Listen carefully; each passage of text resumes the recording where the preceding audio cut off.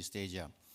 Um, the ADB, we have 7 priorities, 7 operational priorities to achieve this sustainable, inclusive, and prosperous Asia Pacific. And one of it is the food security and rural development.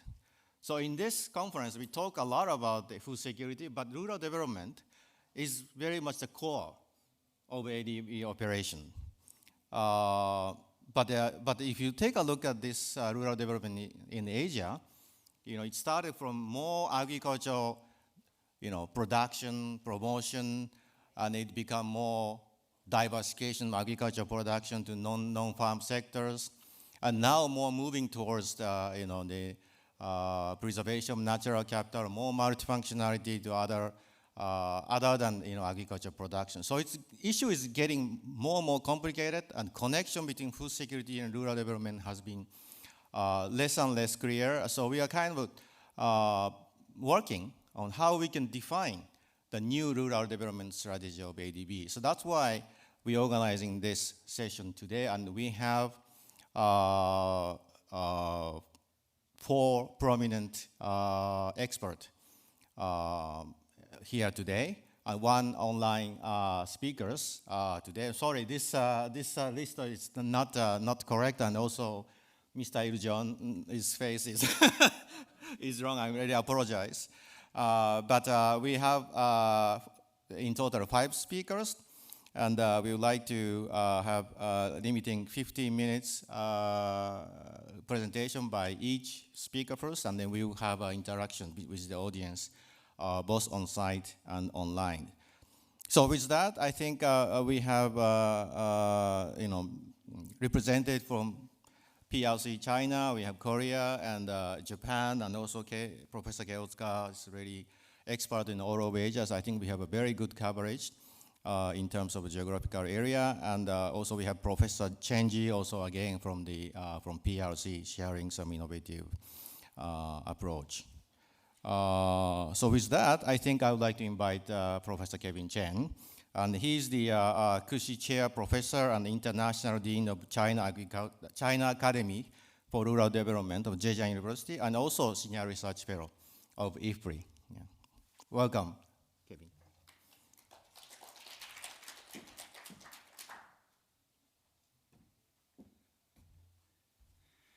Well, thank you very much, Shingo.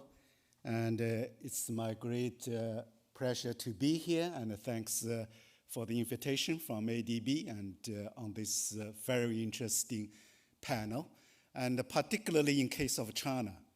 And in the past few years, that sounds like almost everything government of China is doing. It's the rural revitalization. So why we are doing rural revitalization in China? A couple of things happening. Economy is not as good as it used to be. Economic growth is slowing down. Secondly, people are moved out. And just like today in the audience, we need more people in rural areas, but it's not happening. People are moving out, right? And so we need to revive that. At the same time, we are facing challenge environmentally, and land are degraded, and water are polluted, and so on. And there are 10 years ago, if you go to the province of Zhejiang, for example, and there's a lot of garbage in the rural village. So environmental issue is come from all fronts. So with all those, I think countries across the world come up with that idea, rural revitalization. In Japan, in South Korea, and they started quite early, right? 1970, 1980, and they started this new movement. We're going to hear from our prestigious speakers from Japan and South Korea. And in China, they started this movement probably 2012, and more strongly in 2017, when they introduced formally the rural revitalization program. So with that, how do I move the,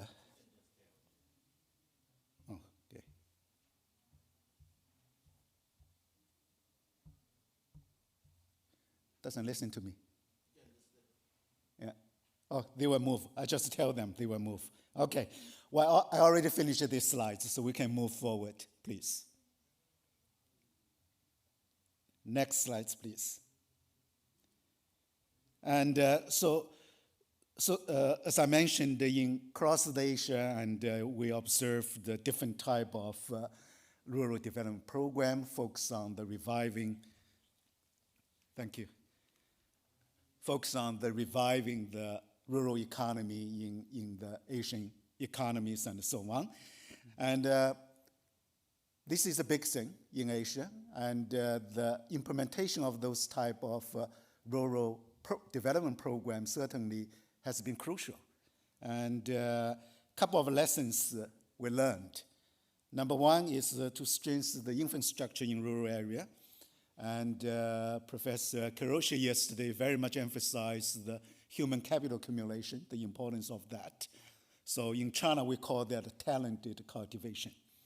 Technology innovation, and it's always key, and to promote the integration of primary, secondary, and tertiary industries, and particularly in Japan, this is called the Sixth Industrial Revolution, this being a very important integration strategy. Secondly is implementing environmental protection and improve the living standards, living conditions in the village to improve the environmental sustainability and sustainable rural development.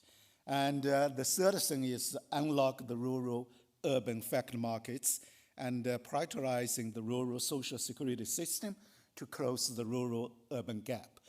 The rise in rural urban gap has been a phenomenon across the world. And but recently in China, because of the adoption, I will put a question mark there. We are currently doing the empirical study on that. Because of the adoption of rural revitalization program, China is able to close the gap between the rural and urbans. So this is important. So if I look at the China's evolution of rural revitalization strategy, as I mentioned, initially this particular strategy was introduced in October 2017, and then, as you can see, it moves through to the 2024. Every single major policy document in China is about rural revitalization.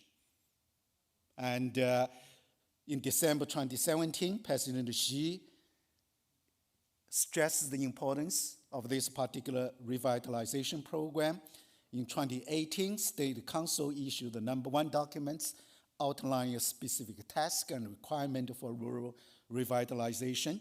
And in September 2018, and the State Council issued the 2018 to 2022 Rural Revitalization Plan. And in May 2021, they issued a law called Rural Revitalization Promotion Law. So as you can see, that's how much emphasis the government of China has placed on that. And in February 22nd, State Council issued the 14th five-year plan to announcing the concrete plan to implement the revitalization strategy. Again, this is also another phenomenal thing. In 2024 January, they issued a new #1 documents in China, which emphasize the experience in Zhejiang province to promote the rural development. And the Zhejiang province is one of the well-developed areas in China, and in where the market force play a dominant role. That's a bit different from most regions in China in the sense. So, if you look at that particular strategy, as we mentioned, in the first stage, 2017 to 2020, target is on narrowing urban-rural disparity, eliminate the poverty. In the second stage, 2021 to 2035, that's basically to achieve the basic modernization of agriculture and rural area. And the third stage, not started yet, 2036 to 2050, to achieve the grand goal of a stronger agriculture industry, Beautiful countryside. Beautiful countryside is a key word in Chinese policy those days. They always emphasize the beautiful. And well-off farmer by 2050. As you can see, Chinese government has a long vision for the rural development. And in Zhejiang province, why that achieve such recognition? It has a nickname called Thousands and Ten Thousands Village Program, 千万工程. And this is the concrete example of rural revitalization in Zhejiang province. But it started much earlier than the national campaign for rural revitalization. It started in 2012. That time, rural areas polluted, garbage everywhere, so they want to tackle the rural development, look at improving the so-called rural living condition, environment. So they focus on road construction, garbage classification, disposal, wastewater treatment, toilet renovation, village greening projects. So they started this kind of movement in the village of Zhejiang province. And over 20 years, and this goal has been extended to, with emphasis to building so-called beautiful rural village. And now the concept is key in Zhejiang province is called to develop the future village. That's roughly the way. So for Zhejiang's experience, it also has a different stage.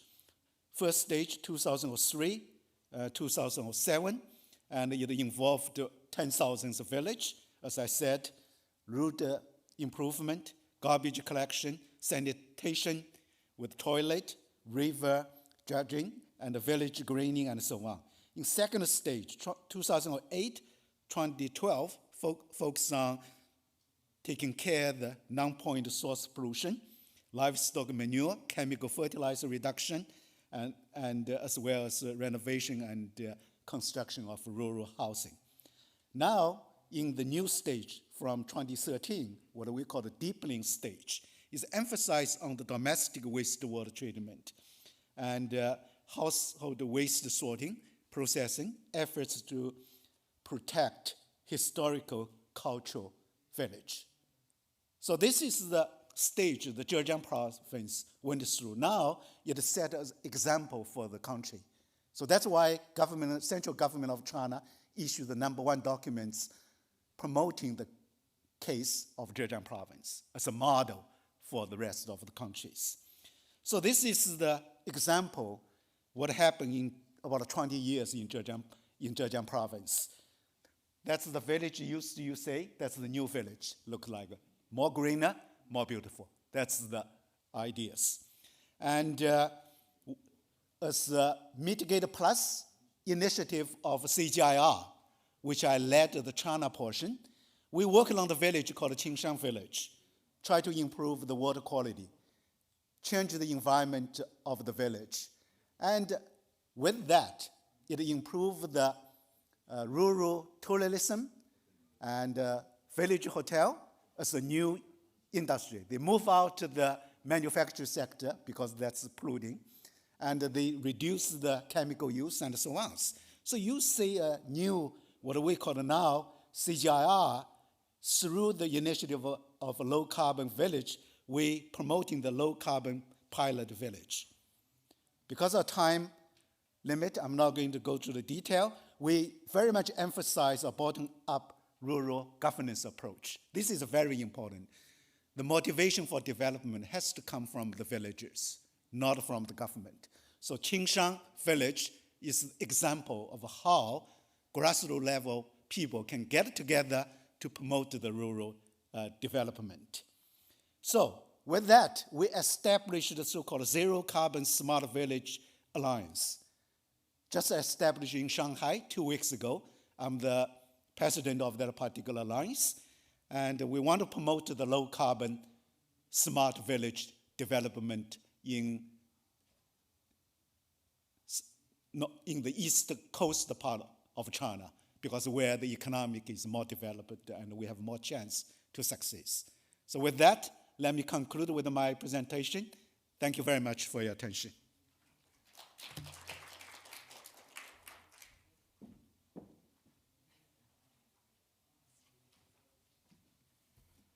Thank you, Kevin. And this is a very good illustration of the evolution of rural vitalization strategy in the PRC China. Now I'd like to invite Professor Kei Otsuka. He's the professor of development economics at the Graduate School of Economics of Kobe University and chief senior researcher at the Institute of Development Economics in Tokyo.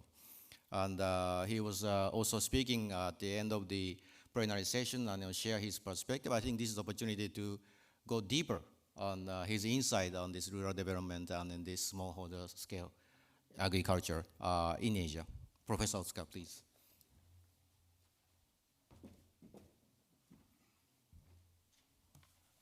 Good morning. Thank you very much, Shingo, for introducing myself.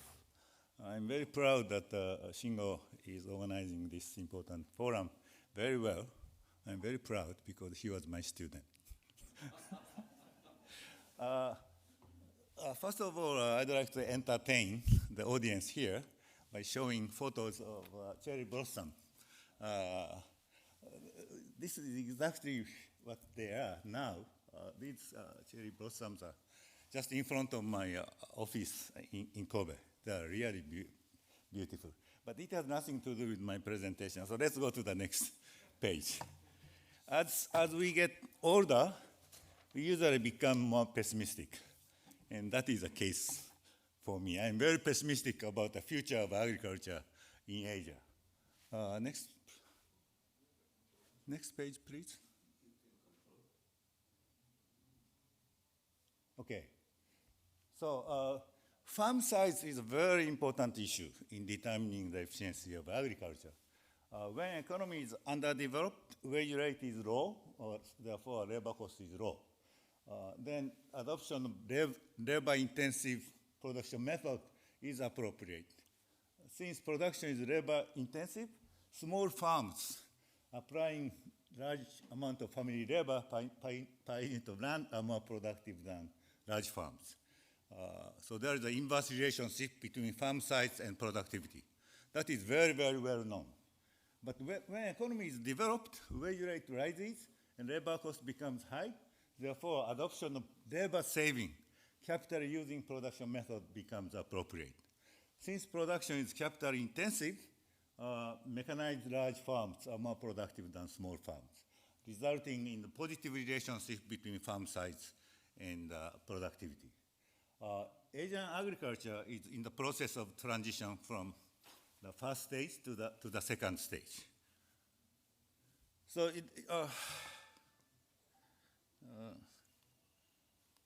this one? Oh.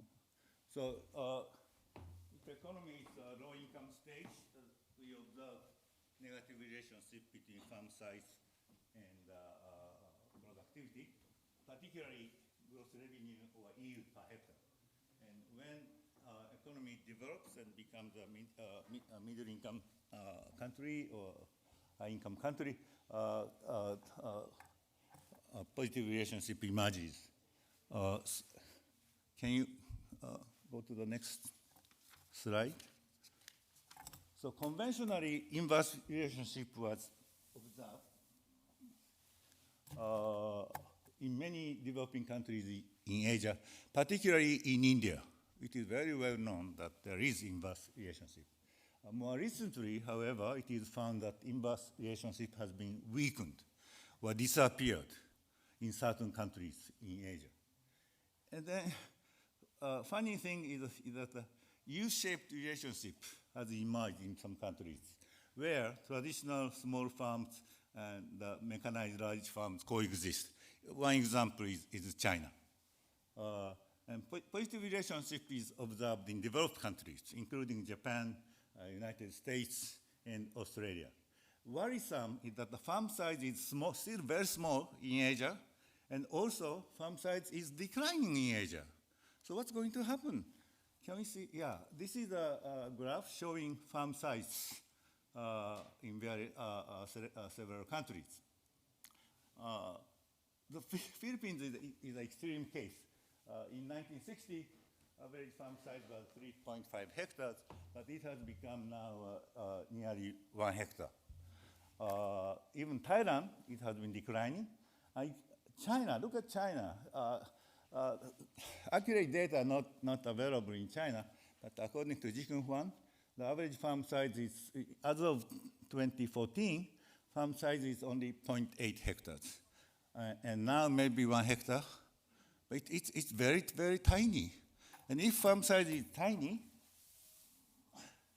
production method is labor intensive. Mechanization, large mechanization is not possible. Therefore, production cost increases because China's economy is growing, wage rate is rising, labor cost is rising. So it's worrisome. One exception is Japan. Farm size has been increasing. That's a good news. But look at the size of the farm, only 3 hectares. In Europe, I think average is about 50 hectares. 3 hectares is too tiny for Japan. Okay, and as a result, Asia, next slide please. So yeah, I'm thinking about bad scenario and good scenario. Bad scenario is preserve small farms, and therefore cost of labor cost increases due to rapid economic development, and that leads to loss of comparative advantage in agriculture.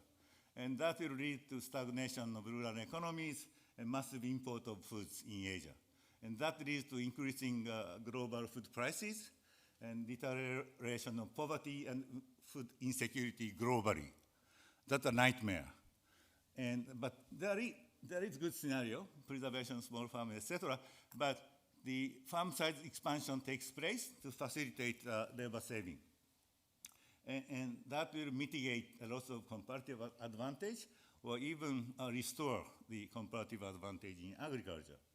If that happens, rural economies will be revitalized, and there will be a transformation of subsistence agriculture into high-value commercialized agriculture. In addition, if high-value agricultural revolution takes place, we need agro-processing activities in rural areas. That is a main source of rural industrialization. So many good things happen if good scenario is valid. Next slide, please. So what is a fact? Unfortunately, Asian agriculture seems to be following my bad scenario at present. Food self-sufficiency, this is not my favorite slide. Okay, food self-sufficiency has been declining, and not only import of grains, but also import of high-value products has been increasing in Asia, indicating that transformation into high-value agriculture is not taking place widely in Asia. Okay, next, please.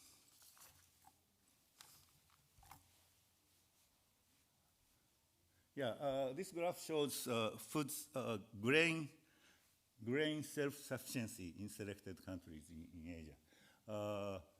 Look at Japan and South Korea. In 1961, the self-sufficiency ratio was 70% to 90%. But now it's only 20%. And similarly, even in Thailand, self-sufficiency ratio exceeds 1. That means Thailand is a net exporter. But self-sufficiency ratio has been declining, and also that self-sufficiency ratio in China and others have been declining. And then if we look at real value of net exports or import of grains by major region, plus means export, minus means import. If we look at East Asia, it's negative. And also, it is becoming more negative. That means import of grain has been increasing in East Asia as a whole. And exporters are South America and also South Asia. Particularly in India is exporting a lot due to subsidy. So it's not necessarily good news. And if you look at the high-value products, next slide, please. again, East Asia has been increasing import of high-value products. And again, the South America is a major exporter of high-value products, including vegetables, fruits, meats, and dairy. Okay, let's go to my last slide. Okay, so to reduce the cost of production in high-performing Asian countries, we have to facilitate farm size expansion, for example, by renting. In the United States, large farmers are tenants, and small farmers are landlords, because there are scale economies. Therefore, some large farmers rent in land from small landlords. That is the case in developed countries. We have to change the conceptualization. And so through renting in particular, the farm size expansion must be facilitated. Secondly, to improve livelihood of farmers, we must promote transformation into high-value agriculture because demand for high-value products has been increasing. Since high-value products and improved production methods are generally new, we have to strengthen research and also extension activities. I think I have a little bit more time. As already I discussed yesterday, there are hundreds of studies which attempt to assess the impact of introduction of high-value products, particularly through contract farming. I reviewed most of them. I found that 50% of studies found no impact of contract farming on income of farmers. 50% of studies found only little impacts on income of farmers. Why? I think the reason is under contract farming, contractor like supermarkets and agro-processors provide inputs, particularly improved seeds and safe pesticide. And also contractor provides training for production of high-value products. So that means farmers passively accept inputs and passively accept instruction for cultivation without making any major decision making. How can farmers be better off? Farmers can become richer if they make appropriate, proper decisions under dynamic conditions. So we have to invest in human capital of farmers so that farmers can make own decisions in farming rather than rely on the instruction by agro-processors. Since high-value products must be processed before supplying to urban markets and European markets and so on, we have to develop agro-processing industries in rural areas, including pack house operations, which should be a core of the rural industrialization. And the economists tend to assume that private farms are efficient. That's not the case. There are a lot of inefficiencies in operation of agro-processing farms. So the consensus among development economics is that the most serious constraining factor on development of enterprises in developing countries is the lack of managerial ability. Management is horrible in many enterprises in Asia and Africa. We have to train them. Otherwise, agro-processing industries will never develop. Therefore, agricultural policy must aim at development of both high-value agriculture and end agro-processing industries simultaneously in rural areas. Otherwise, rural area will not be revitalized again. Thank you very much.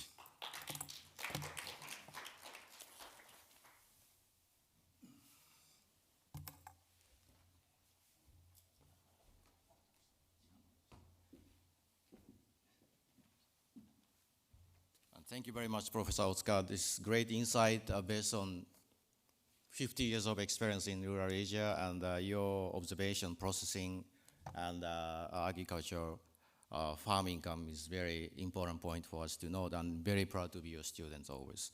So now let me turn to Professor Mikitaro Shobayashi, who can share the experience of rural development in Japan and some summary of some implication to other countries. Dr. Shobayashi is has many experience in different positions, the Ministry of Agriculture and also the OECD, World Bank. And he was became a professor in Gakushu in Women's University in 2007. And in 2007, he nominated for the vice president for the college. And then now he has moved to this Research Institute of Humanity and Nature in 2023, and he's leading the program on the combining knowledge for fundamental innovation of land use program. So with that, I'd like to give floor to Professor Shobayashi.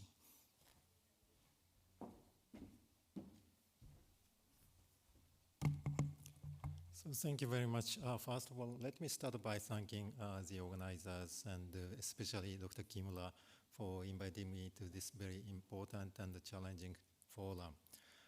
As Dr. Kimura kindly explained, I used to work for the Ministry of Agriculture, the World Bank in Washington, OECD in Paris, Shiga Prefecture government in Japan, and I sometimes find myself, well, who am I? And anyway, so, and since I left the public organizations, I started working for a university in Tokyo, located in Tokyo, and then from April last year, I started working for the Research Institute for Humanity and Nature. And what I would like to present today is to focus on how we need to harmonize rural development policy and agricultural policies, especially when promoting agricultural production cannot be a single, unique policy objective. And I would like to share with you some experiences in Japan, but also I may refer to some experiences of other OECD member countries. Next, please. So, after touching upon some contextual information about Japan, I would discuss how we have been shifting from single objective to multi-objectives in terms of the agriculture and rural development policies. Then I would like to discuss something about the jointness. I defined it as jointness. I'll come back later to this point. And then I would like to share with some lessons. Next, please. So as you know, Japan has been experiencing depopulation. And the left-hand side graph shows that this is Japan's population projections with each scenario showing a significant decline. So it's quite sure. And the right-hand graph shows the population trends in metropolitan areas. Now that the rapid population movement from rural areas to urban areas has ended in Japan, but there is concern about the balance between Tokyo area and other regions. And this fact has the potential to undermine the discussions on rural development. Next, please. This graph shows the per capita budget deficit of municipal governments. We do have more than 2,000 municipal governments in Japan. And as the rate of aging grows, the deficit, fiscal deficit is widening. So usually these deficits have been covered by vertical transfers from the central government. But this situation too is at risk in the face of population decline and aging at national level. So this is what we are facing in Japan. And another thing which, next please, another feature which I would like to emphasize is Japan has invested huge money in irrigation drainage facilities over the past several decades, which have become a hallmark of Japanese agriculture. Of course, these investments have the potential to increase resilience to climate change, but the huge stocks are beginning to deteriorate. As you see, the gray line is the net stock of agricultural infrastructure, many of which are for irrigation drainage. And the net stock has started declining some years ago. And the last context which I would like to mention is the structural changes in the agriculture sector, especially in rice cultivation. As Professor Otsuka pointed out, we are still facing the small size of farm management. The average figure is around 3 hectares per farm.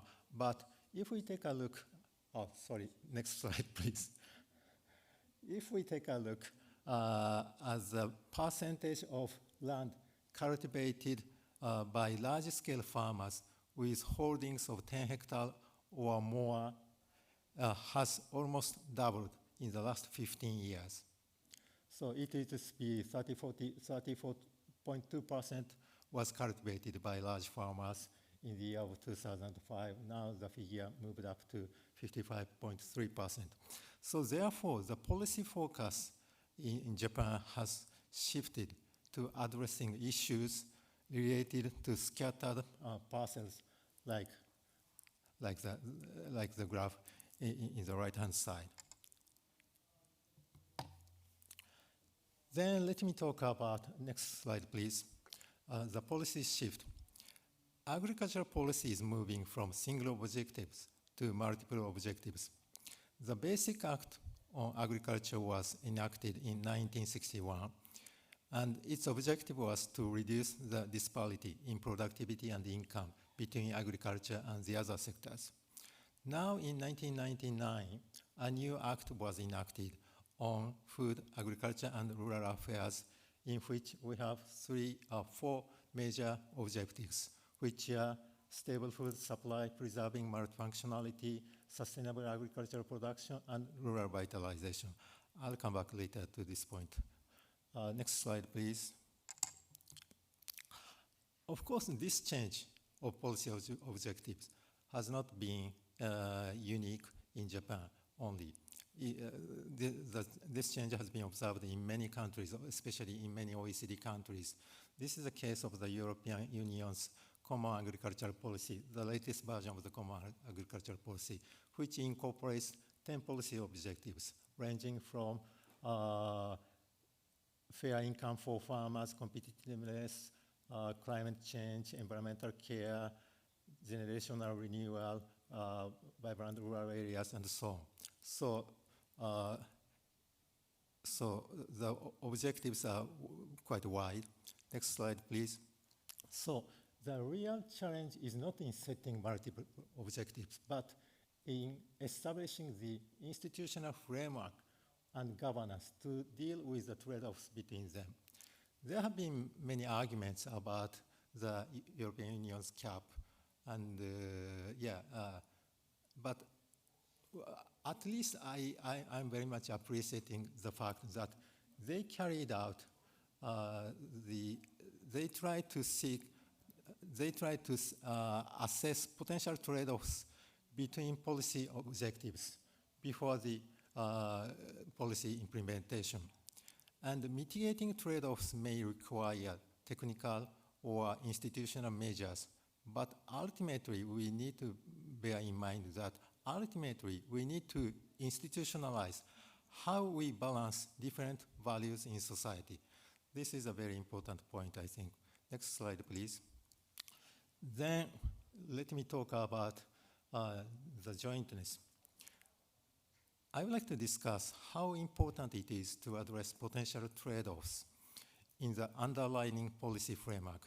So as I said, the current Basic Act has 4 principles or objectives in which 2 types of jointness were implicitly built in. One jointness is between sustainable agricultural production and multifunctionality. The other one is sustainable agricultural production and rural viability, meaning that as long as you can have sustainable agricultural production, multifunctionality would be automatically preserved. As long as you have sustainable agricultural production, rural viability would be automatically preserved. So this is not always the case, but the basic law implicitly assumes that fixed jointness. Next slide, please. And I believe that we need to break away from the assumption of jointness. And this is prerequisite for innovating rural policies. Let me explain. So the jointness between sustainable agricultural production and multifunctionality may have undermined the importance of changing the level of multifunctionality, which resulted in a situation where agri-environmental measures are inadequate in Japan compared to the other OECD countries. So just forget about the horizontal axis. Please focus on the vertical axis. Vertical axis is showing the share of agri-environmental payments in the total budgetary transfer to individual farmers. And that figure for Japan is 0.2%. Compared to those figures in other OECD member countries, the Japanese figure is incredibly small. And next slide, please. Also, the other jointness, which is the jointness between sustainable agricultural production and rural vitalization, also may have led to an insufficient discussion of why rural vitalization is necessary. For example, as I showed you an example of one village land use, in that village, they do have 90 hectares of farmland, and they now do have only 6 large-scale farmers. So they don't necessarily have to have 100 or 200 households anymore. If rural communities are meant to support agricultural production. So this also gave rise to centralized rural development policies with the main focus on promoting agricultural production. The graph is an example of a prefecture government budgetary allocation to the agriculture sector, and the line shows the percentage of the central government financing.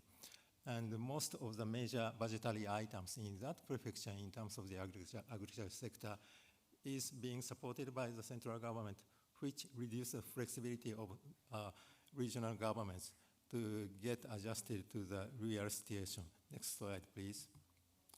So lessons that could be shared among Asian countries. First of all, the first lesson is that the collective action needed to maintain irrigation drainage facilities at the tertiary level may be hampered by rapid rural population decline. And I don't think I do have a time to touch upon this conceptual diagram.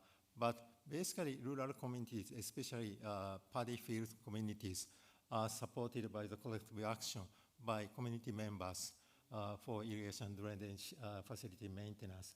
But rapid population decline may hamper that one. But that may be replaced with a technological innovation. But more fundamentally, however, we need to ask why we continue to need rural communities. There is little disagreement about the fact that we need agriculture. I don't think there would be any disagreement. But there may be room for discussions as to why rural communities are necessary, especially when structural change happen. In other words, are rural communities required only to support agricultural production? And this discussion also requires deep discussions about how we live with nature and how we envision nature and climate positive agriculture. Next slide, please. And the second lesson concerns large-scale investment during the growth stage of agricultural production. All countries, depending on irrigation drainage, need to reconsider how to properly establish cost-sharing policies, especially for rehabilitation. Although this issue has been a major policy issue in the last maybe several decades, when I was for the World Bank, it was one of the core policy issues. And this graph shows for many Asian countries, the budgetary allocation for general agricultural services, including infrastructure management, inspection and control, and research and development. For many Asian countries, the vast share of those spending are provided to infrastructure management. Next, please. And also, what is common for many Asian countries, including Japan, is farmers, individual farmers are being supported by various policy measures, including price support and direct payments.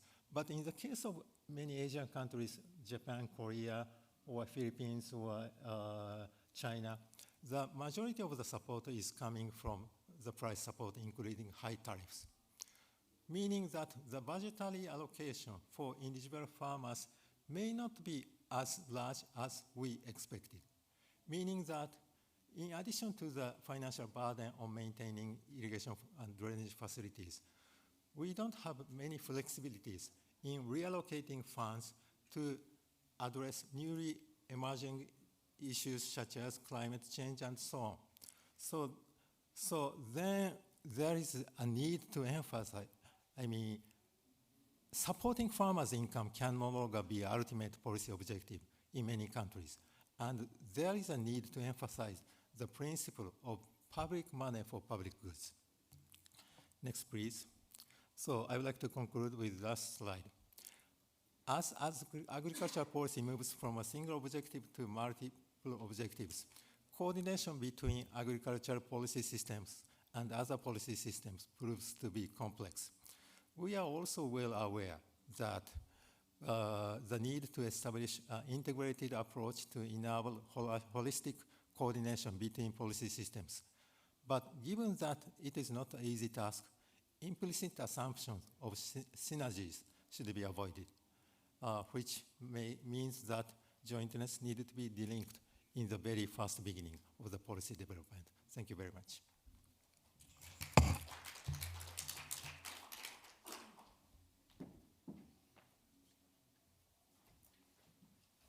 Thank you, Professor Shobayashi. This is a great overview of the experience of Japan and this changing policy objective in many, particularly in the high-income countries.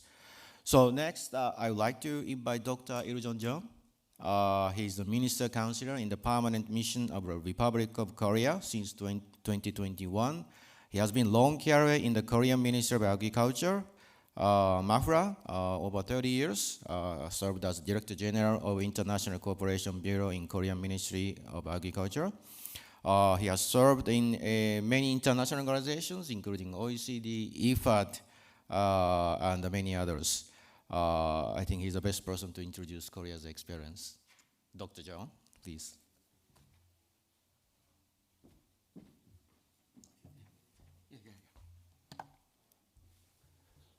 Thank you very much, Shingo.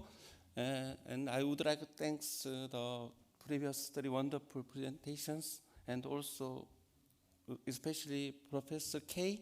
Yesterday, your insight into the plenary was quite impressive to me.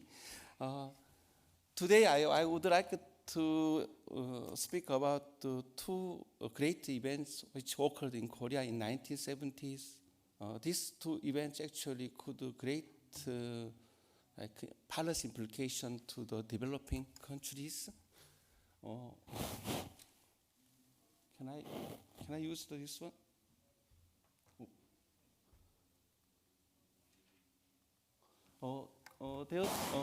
One of them is the new village movement in Korean. We call it 새마을 운동.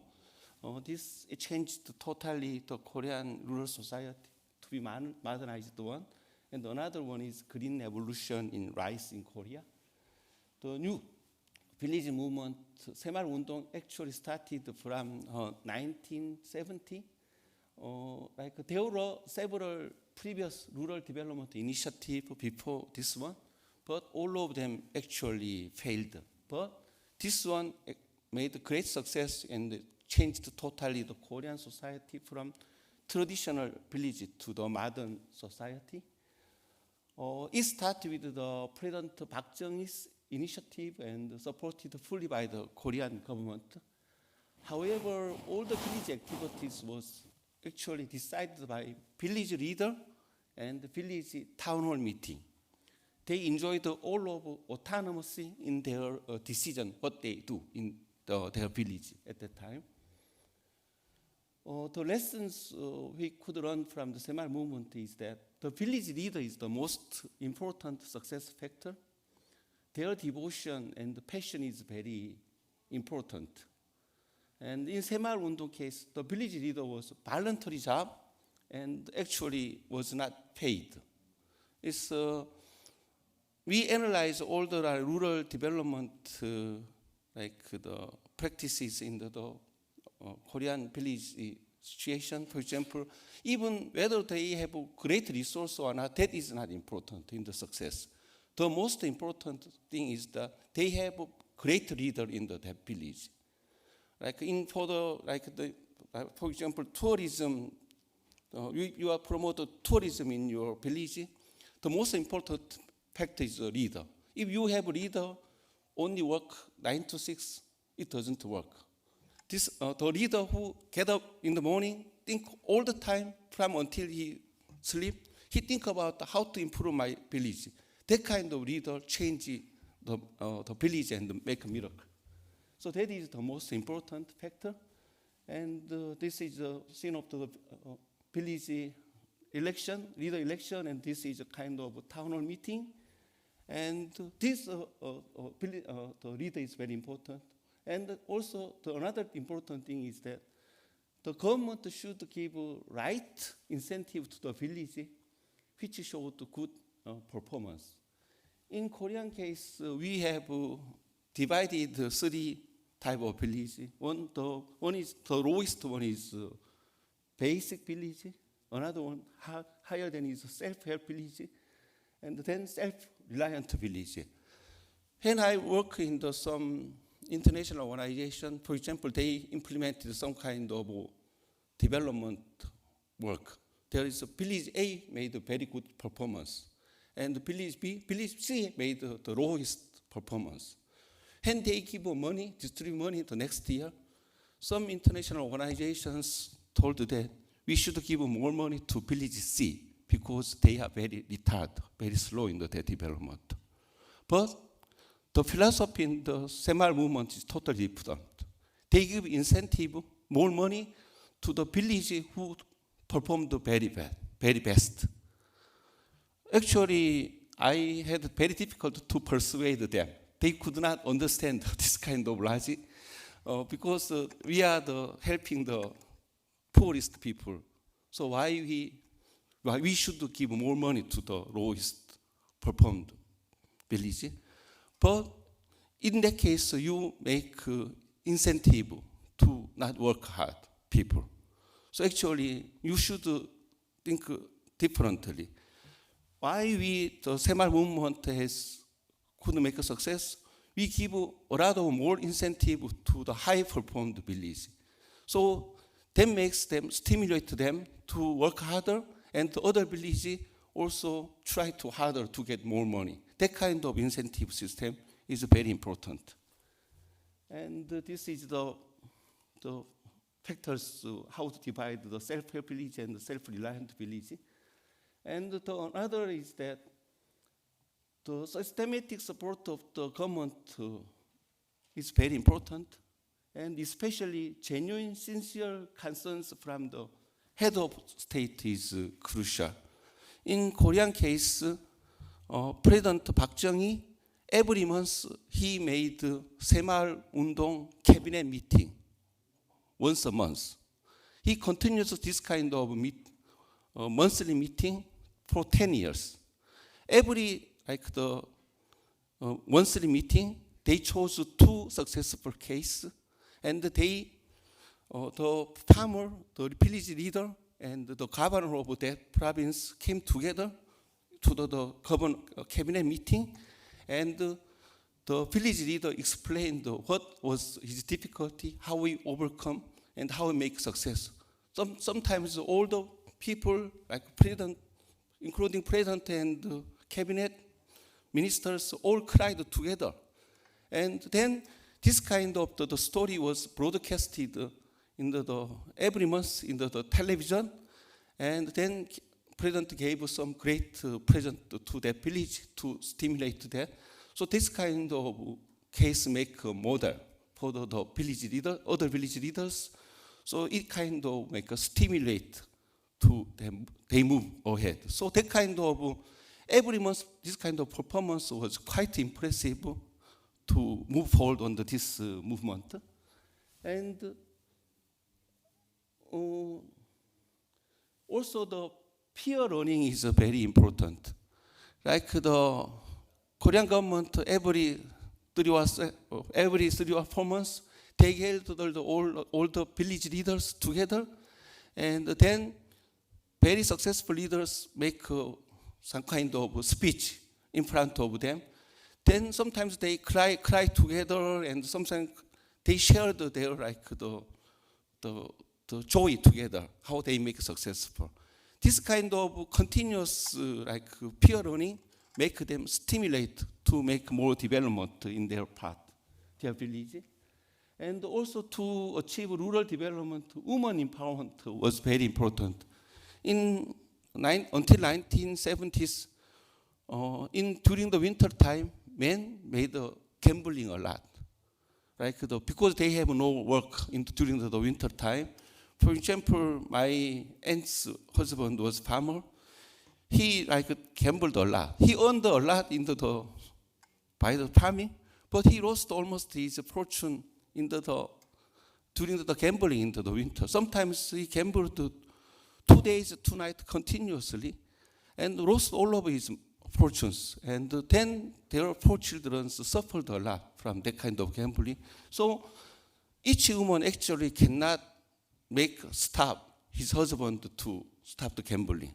But women's organization can do that together. When there is somebody knows that gambling in the village, then one woman make a ring on the bell in the whole village. Then all the women gathered together and march to that house and take out their husband from that place. This kind of, and then they make fire all those kind of gambling method or instruments. That kind of thing make them stop the gambling in that time. And also this kind of grassroots movement, when Korea have a currency crisis in 1997, this kind of women's movement actually make them like a gold gathering to overcome the Koreans' difficulty during the currency crisis. And another thing is, it is important not to make bureaucratic activity in the village movement. Like that, this kind of movement should be performed with pure passion to contribute in the development of their own village. After this Saemhal movement success, and after the death of the President Park Chung-hee in 1980s, another government started to bureaucratize this Saemhal movement. In the Park Chung-hee era, there are only village leaders in that area, but they established the bureaucracy of the regional and the national civil society organization. Then this kind of self-help movement actually died away, and it made the failure. It could not make any more progress after that. So there was corruption, and so it was very difficult not to make the bureaucratize of this kind of movement is very important. So this is the Saemhal movement's the result, and it changed a lot Korean society. It's like the village. Another example is I would like to explain the Green Revolution in Korea. And in 1970, Korea's rice self-sufficiency is 80%. And at that time, we exported around $1 billion US, but we imported rice and the grain almost $200 million. So 20% of our the export was spent on the import of the grain. It is a kind of a big national burden. And we also suffered a lot at that time because of the shortage of the rice. So we could eat 3 times per day from September to February, but we have only 2 times or 1 times the other February to September because of the shortage of rice. So we suffered this kind of shortage of rice for several thousand years in Korean history. But in 1960s and 70s, we decided we will overcome this kind of shortage of rice. From the president of the older people in the Korea, we decided that. Then we overcome in 10 years. In 1997, we made the self-sufficiency ratio of we reached 1.9. We produced 9% more, and actually we rented them to even Indonesia in 1997. So we overcome this kind of situation by developing new seed development, new variety, 통일 rice. And at that time, the ED had already developed in 1966 the new the semi-dwarf rice, but this is indica. But in that time, in Korea grows the Japonica type rice. The height is more than 1 meter. When wind blow, typhoon blow, it goes down. Then the production goes 50% less.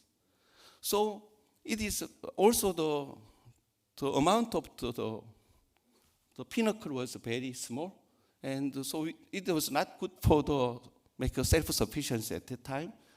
So at that time, the average production was only 3.8 metric ton per hectare. So in 1968, December 31st, new report, the Prime Minister of Agriculture go to the President. We said that to overcome this kind of shortage rice, we will develop the new rice, new variety in 10 years. It should be currently more than 1 meter, but it should be shorter, like the 70 or 80 centimeter. And it should produce more than 6 metric ton, and very good pinnacle. But we cannot develop this one by ourselves. So we will ask help from the ED. This is a very candid strategy. Because we have no ability, we will ask help from the ED in the Los Baños in Philippines. And then another is the shuttle breeding. Shuttle breeding means that this new type variety should be good for our Korean soil quality and climate. We need the adaptation experiment. So from spring we plant them in Korea, then harvest in the autumn, then we will ship them to the Philippines by the airplane, and we will have one more generation during the winter in Korea. Then we bring back to the Korea in the spring again. So to do that, IR8 is indica type. We have the Japonica type. So we make the combination with another, at that time, until time they told that indica and Japonica type is the same species, but they cannot make combination. But some scholars told that they could make, if you can make a huge amount of experiment, then we actually developed the 통일 rice in 1971, and it produced around 5 million metric ton. And then this is our cultivation at that time, and in the harvest in Philippines, and we shipped those products in the Korean airline. But this one, after we developed this one, we have several difficulties to disseminate to the people, because this one has the cold susceptibility because it has indica gene, tropical gene. So we need to make the final, like the protected nursery. But this is new technology. People, like small scale farmers, do not like the adapt to the new technology. So we had a hard time to persuade to the farmers to adopt this new technology.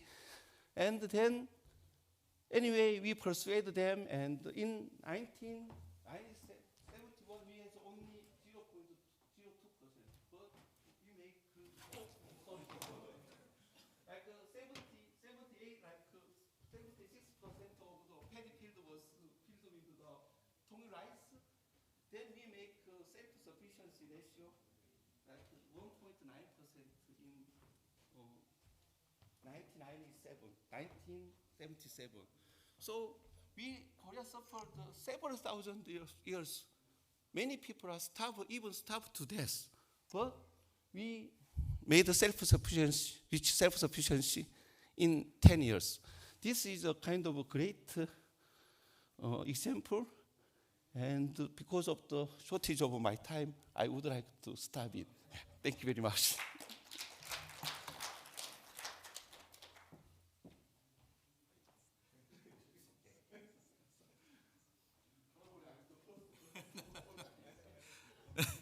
Thank you very much, Dr. Iljon, and great presentation, and I think a lot to learn.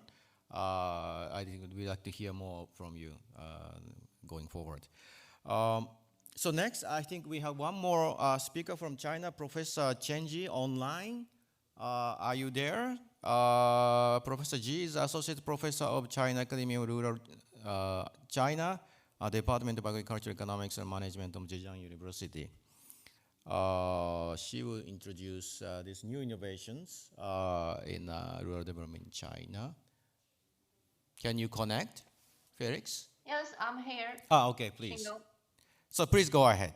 10 minutes, please. Thank you. Okay. Hi, good morning, everyone. I'm Ji Chen from China Academy for Rural Development of Zhejiang University. I'm currently in China, so I'm going to present my slides virtually. So today I'm going to talk about an overview of the green innovation and rural revitalization in agricultural sector in China from a specific perspective of agri-food firms. Well, this is also one of the recent works that I'm collaborating with Professor Kevin Chen. Oh, so I cannot control my slides? Okay, thank you.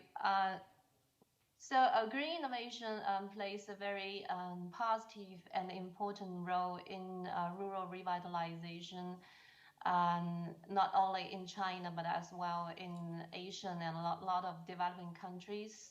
It brings some new opportunities to the rural development, such like it can increase food production, feed more hungry people, as well to improve the food security and improve the nutrition without increasing environmental pressures. Next, please.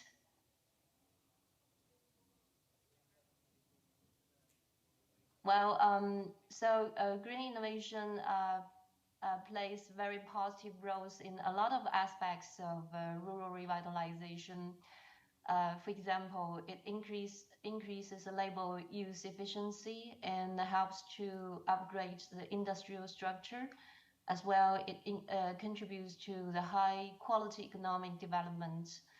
On the other hand, green innovation can increase energy use efficiency, for example, to reduce the energy intensity, to reduce the carbon emissions, and as well to promote the environmental protection. So overall, green innovation not only can contribute to the economic development, but as well it helps to improve the environmental performance in rural areas. So here in this slide, you can see I list a series of policies published during the past few years from the central government of China to promote the agriculture green innovation. you may want to click the slide so that, yeah.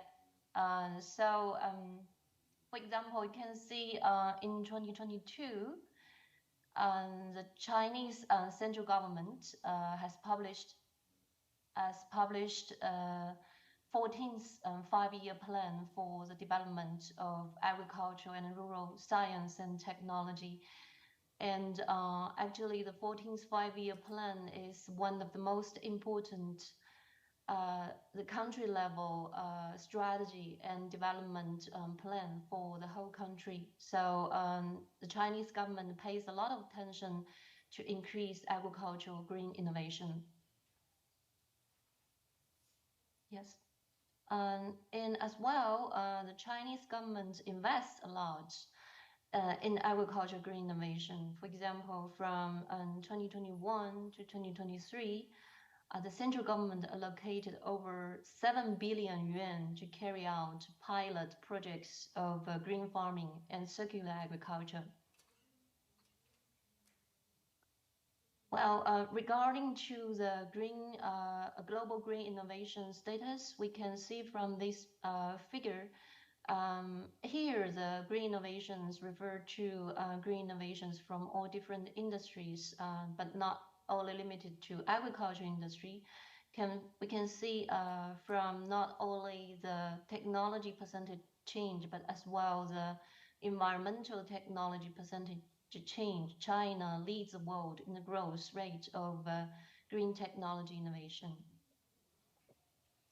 And from this figure, you can see from 2016 to 2022, China is also among the top 5 applicants who submit the largest number of green and low carbon patents in the world and made public. You can see that accumulatively, China has created almost 400,000 numbers of green and low carbon patents during this period. Okay, and China's green patents in hydrogen energy storage, and other technologies have grown very rapidly. Specifically, for example, hydrogen energy innovations grew the fastest with an average annual growth rate over 20%. And from 2016 to 2021, China's green and low carbon patents are led by Beijing, Jiangsu, and Guangdong provinces. And these 3 provinces are all located in the east coast of China.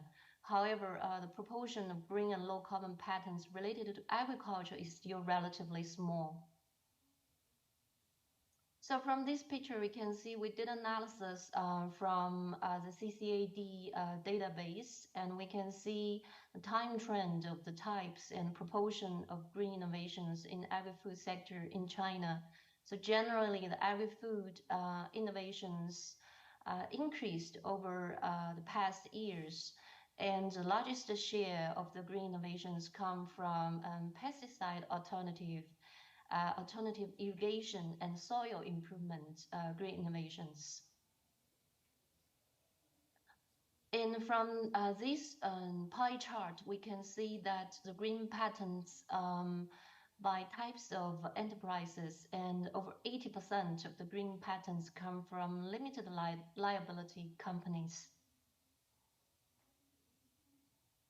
And from this figure, we can see that if we divide the green patents by industry types, can see that the patents from agriculture, forestry, animal livestock, and fishery, as well input production, water conservation facility, and research and development technical service industries contribute the largest share of the green patents in agri-food sector.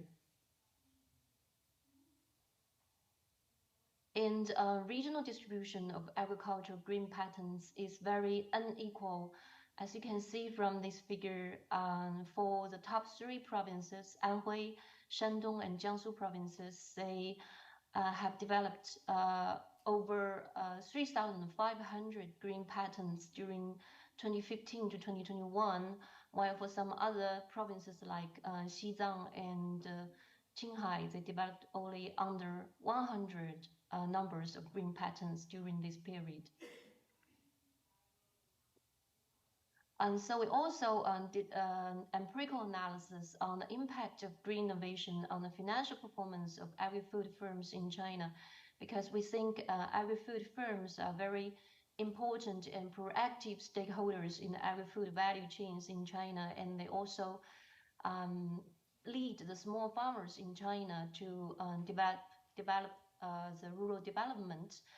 And we are very curious about this topic because a lot of entrepreneurs from agri-food sector told us that they think that green innovations are great cost for their development. So we use the very comprehensive data from CCAD, which contains over 600,000 agri-food firms from 2013 to 2022, including a lot of relevant variables of corporate green innovation and their financial performance data. So due to the time limitation, I'm not going to go specifically to the empirical strategy. But just to let you know that we used the PSM DID method to estimate the influence of green innovation on the financial performance of the agri-food firms. Yeah, so I think I'm also going to skip this slide. Yeah, so just to let you know the baseline results that we recently got. So using the irrigation innovation as example, we can see the number of green patterns of irrigation innovation in agricultural sector have positive influence on the financial performance of the agri-food firms using the indicators of return on asset and return on equity, ROA and ROE. We actually also did a lot of robustness checks and as well heterogeneous effects. But due to the time limits, I'm not going to present you all the results. Just to let you know the baseline result. But we will present all the results in American Applied and Agricultural Association conference, which will be held in the United States in July this year. So I hope maybe for the audience who are interested, you will be able to hear our more detailed results in that conference. So this is the end of the presentation for today from my side. Thank you for your attention. Yes. Thank you very much, Professor Ji, and your presentations and the introduction of these green innovations in China. And now I'd like to invite all the panelists to the floor. And while waiting, I think I would like to open the floor to the audience, both online and on site. I think today we have a lot of discussion on the experience of East Asia. I think we have many commonality. For example, this value chain development, how this value chain development can increase the farm income. Question on the how the rural development can or farmers can benefit from environmental externality and natural capital. How community can engage with the rural development and so on. So maybe I would like to ask Mr. Prasoon. You have many experience in many Asian countries. Maybe how do you see those experiences applied to India or any other country you're overseeing in the region? You can go to the speaking stand. Or anyone else, if you want to raise questions, please go to the speaking stand. Yeah, thank you. I think I'm audible. Okay, I have noted many things, but I cannot ask all those. But what actually came to my mind that there are a few very interesting areas you have touched upon, but still we need to have a little bit more because this session is on deep dive. So we need a little bit deep dive on basically no major point, what actually shapes a rural development approach. approach. What are the major criteria?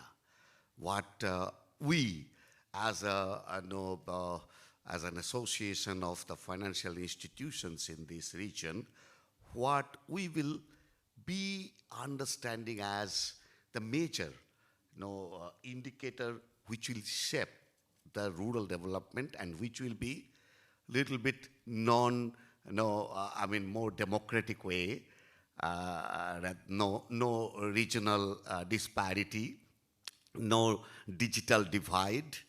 And do you think that the context, the changing context, how this changing context can help us to invest more on the rural development? Because we still feel if we invest more in smart cities are more remunerative than invest on smart village. So what are those criteria and areas where we should start negotiating with the government, we should start engaging with the development partners? Thank you. Thank you, Mr. President. Any other question? Mark, please. Yeah, these, the examples we heard, the highly successful examples in many cases, they seem to all come from countries that are highly culturally cohesive and in many cases quite authoritarian during the periods of these big reforms. Certainly Korea back in the 70s and 80s and well, China even today. Somewhat less so in Japan, but there's also a lot of, I think, moral authority of the governments in Japan. And can these lessons and procedures be successful in more chaotic countries or governments and less cohesive countries in Asia? Thank you, Mark. Maybe I turn to the panelists. If anyone can take a question from Mr. President on this changing context and what's the kind of entry point to start this rural development as a main agenda. Kevin? Or,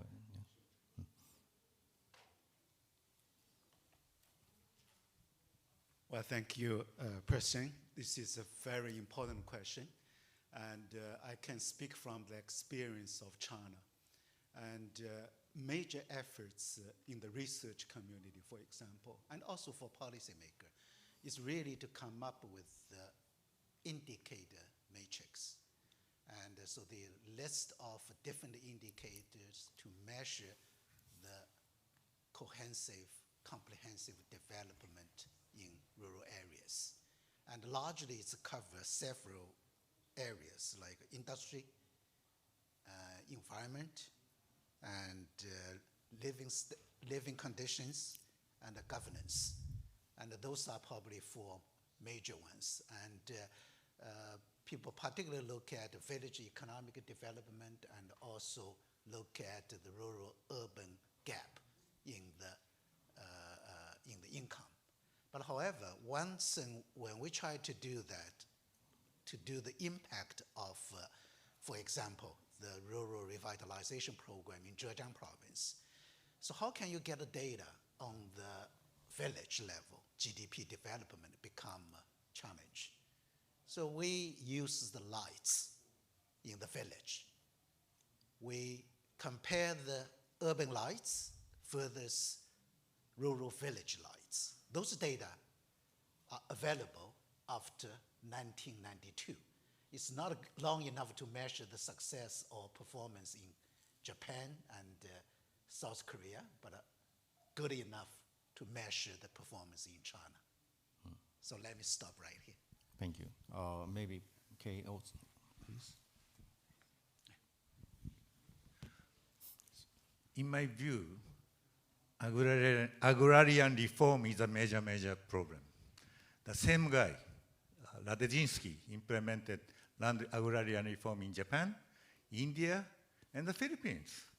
And the agrarian reform law suppresses land rental market by setting very low land rent And also, land reform law applies so-called land to the tiller program with a maximum land holding. If owner owns more than, in the case of Philippines, 7 hectares, this excess land must be transferred to tenants. So those laws, the land agrarian reform law prevents farm size expansion from taking place. That's a major problem in Asia, but America is responsible for this.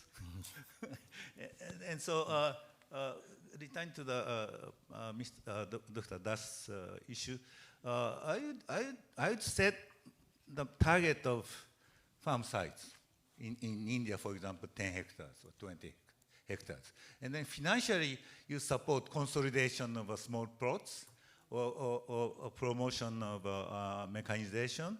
And there are many ways to promote farm size expansion. If farm size is not expanded, there is no future of agriculture in Asia. Yeah. Thank you for the good questions. Like the indicators for the rural development is at first when you look at the Korean case, the improvement of the living environment. For example, we have very short, narrow road and no bridge in the village and dirty. So, and the roof was made by the weeds, and we need to change every year. But through this kind of semi movement, we changed all the living environment with like slate roof and widened the village road, and that kind of the thing is very important. But later, important is that farmers' income should be increased. The currently, the Korean farmers' income, average farm income is like around 67% of the rural average, like 1/2. In China case, now is only 33%, 1/3 of the average income from the urban incomes. So in that case, it is very, very difficult to the young generation to put under the rural area. So this kind of increasing the income is very important. The green revolution and the rural development in Korean case is quite related, because that as we have the green revolution in rice, then at 1970s, for the first time Korean history, average income of the rural was higher than the urban at that time, more than 100%. Now it decreased to 67%, but at that time it was more than 100%. And because of that, they could sell the surplus of the rice. We started commercial farming. Farmers could find that they can earn the money from the selling their agricultural product to the market. This kind of the lesson was very important. And another question from the Mark, this authoritarian regime is more like the good, more like beneficial or good for to invite the rural development or thing.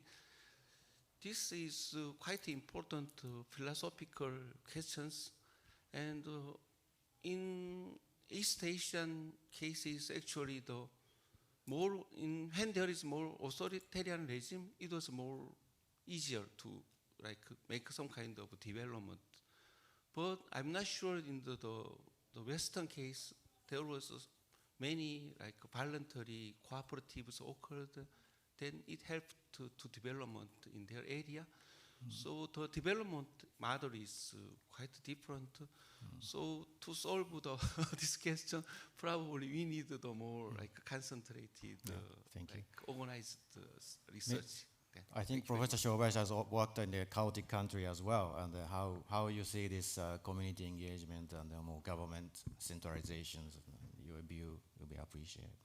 Yes, let me first respond to the first question on the indicator or criteria. And I'm a little bit skeptical about setting up several indicators like income, quality of sewage and so on, because as I said, rural vitalization needs to have multi-objective things, meaning that some people may place values on certain aspects, but some people may have values on other aspects. And overall, in a region, what would be the best choice of those options would really depend on how society places values on rural areas. And in that context, I prefer using a kind of index showing well-being, like OECD's Better Life Index, showing they have 11 indicators covering various aspects of the well-being. And in fact, I try to introduce that idea to a city rural development program in a city in Japan. And we need to see whether this would be successful or not, but we'll see. And regarding Mark's question, yeah, I fully agree with you. I mean, when I was working for the World Bank, I was not quite sure whether some neoclassical approach, which had been successful in many developed countries, could be applied, for example, to the case of irrigation water management in Pakistan. But on the other hand, what I try to share with you today is not a success story of the Japanese case. Actually, I would say it may be a failure story which Japan has experienced. And I think sharing success story or sharing failure story, I personally feel that sharing failure story may be of greater value to the other countries rather than sharing success story, because success story really depends on context in each region, including the governance structure and so on. But there may be some common features in terms of the failure stories. So I'm not sure whether I'm answering to your question, but that's my feeling. Thank you very much. Unfortunately, we have to close the session, but I think this sharing a success and failure story is very important. I think this is a great panel. So I really want to propose that we will have some more structured study on the summarizing the experience of rural development in East Asia and implication to other parts of Asia who will face similar challenges in the next decades. And that's very, very important for ADB operations. So Kevin, can you host such a study in your institute? Well, it will be very welcomed and very important. And I just use this occasion to respond to Mark's comments. I think we got exactly the same question inside of China, because they are called for learning the experience of Zhejiang province, which in China is well-off province. Then the question you got from western part of China, is that replicatable? Exactly the same question from Mark for the world. And so our answer to that is, you look at the method of development, philosophy of development. For example, you have to do the nature valuation. How can you turn the nature valuation part into the economic development? That means the synergy between the nature and the economic development is going to be very important. So they are approach like beneficiary payment system, which is a market-based approach that could be universally applicable. So we're probably not looking for replicate certain case, but hopefully to apply some philosophy of development and approach that could be useful. Yeah. Thank you, Kevin, and really looking forward to work with all of you here. And thanks again, and please give applause to all the panelists and speakers.